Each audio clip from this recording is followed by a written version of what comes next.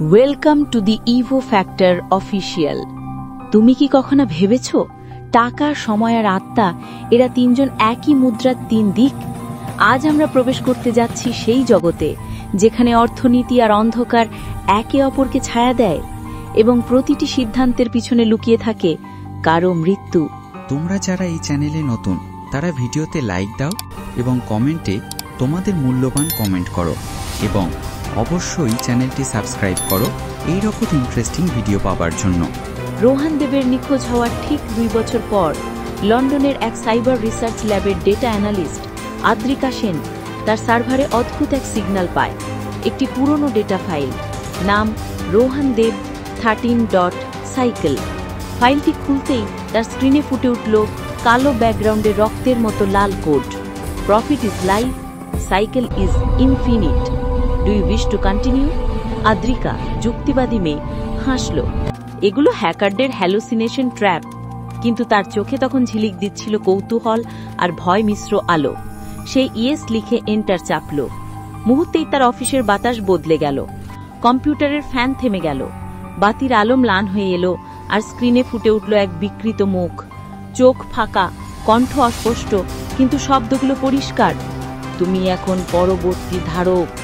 ভয় পেয়ে আদ্রিকা স্ক্রিন বন্ধ করতে চাইল, কিন্তু পিসি বন্ধ হলো না, বরং চারদিকে ভেসে আসতে লাগলো বিকৃত ইলেকট্রনিক ফিসফিসানি, যেন হাজার মৃত কোড একসাথে মন্ত্র পড়ছে। কিছুক্ষণ পর সব নিস্তব্ধ।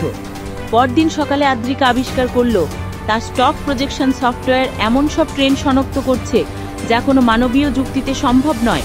সে যেভাবে পূর্বাভাস দিচ্ছে বাজার ঠিক সেভাবেই নড়ে উঠছে। প্রথম সপ্তাহেই তার প্রতিষ্ঠানের মুনাফা 300% বেড়ে গেল। সবাই তাকে কোয়ান্টাম প্রফিট বলে ডাকতে শুরু করল। কিন্তু রাতে যখন সে একা অফিসে কাজ করত তখন স্ক্রিনে দেখা দিত এক ছায়া, রোহান দেবের সেই ফাঁকা চোখ, কণ্ঠে কাঁপা আওয়াজ, তুমি কি জানো লাভের প্রতিটি পেছনে কারো আত্মা হারিয়ে যাচ্ছে? আদ্রিকা প্রথমে ভাবল এটা সিস্টেম গ্লিচ, কিন্তু 3 দিন পর যখন তার সহকর্মী নিখোঁজ হলো আর পরের দিন তার নিজের অ্যাকাউন্টে হঠাৎ $50 মিলিয়ন জমা হলো, তখন সে বুঝল এই অ্যালগরিদম শুধু সংখ্যায় কাজ করছে না, এটা জীবন শক্তির ওপর চলছে। এখন সে ভয় পায় না, বরং অন্ধকারকে ব্যবহার করতে শেখে। রাতের পর রাত সে ল্যাবে বসে সেই নিষিদ্ধ কোডের ভেতরে ঢুকে পড়ে, নতুন লাইন লেখে, মন্ত্রের মতো উচ্চারণ করে, cycle continues, data consumes life, profit reborn. ধীরে ধীরে তার শরীরে পরিবর্তন আসে। আয়নার সামনে তার চোখ লালচে, নিদ্রাহীন, আর গলায় যেন কালো দাগ গড়ে ওঠে। এক রাতে সে অনুভব করে কেউ তার পিছনে দাঁড়িয়ে আছে। ঘুরে দেখে একটা আধা স্বচ্ছ ছায়া, রোহান দেব। সে ফিসফিস করে বলে, আমি ভেবেছিলাম আমি শেষ, কিন্তু চক্র থামেনি, তুমি আমাকে জাগিয়ে তুলেছ। আদ্রিকা ভয় কাঁপতে থাকে, বলে, আমি শুধু ডেটা পড়ছিলাম।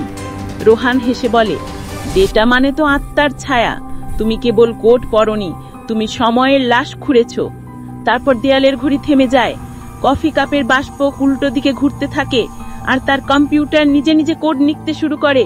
প্রতিটি লাইনে একটি নতুন নাম, সেই সব মানুষের যারা গত সপ্তাহে রহস্যজনকভাবে নিখোঁজ হয়েছে। আদ্রিকা চোখে দেখতে পায় প্রতিটি নাম মুছে যাওয়ার আগে একটি রক্তবিন্দু হয়ে ঝরে পড়ছে স্ক্রিন থেকে টেবিলের ওপরে। তার কণ্ঠলুদ্ধ, সে পালাতে চায়, কিন্তু তার পা আটকে গেছে মেঝেতে, যেন সময় জমে গেছে। তখন কম্পিউটার স্ক্রিনে শেষ লাইনটি জ্বলে উঠল, the next ledger will open wire grid begins. আর হঠাৎ সব আলো নিভে গেল। পরদিন ল্যাব খালি, সার্ভার রুমে কেবল এক জ্বলন্ত মনিটর। তাতে দেখা যায় আদ্রিকার চোখ, স্থির, নিথর, কিন্তু স্ক্রিনের ভেতরে বন্দী। এবং সেই ফাইলের নাম পরিবর্তিত হয়েছে, আদ্রিকা 14.cycle। এখন প্রতি বছর অমাবস্যার রাতে বিশ্বজুড়ে কিছু নির্দিষ্ট স্টক মার্কেট সার্ভারে এক রহস্যজনক কোড প্রবেশ করে। কেউ বলে সেটাই কালচক্র মন্ত্রের ডিজিটাল পুনর্জন্ম। যারা সেই ফাইল ডাউনলোড করে তারা প্রথমে ধনী হয়, তারপর অদৃশ্য।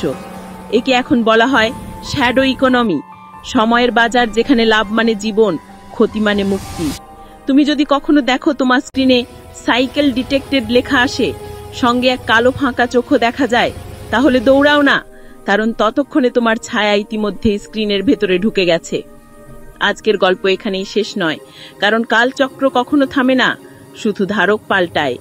তুমি কি পরবর্তী ধারক?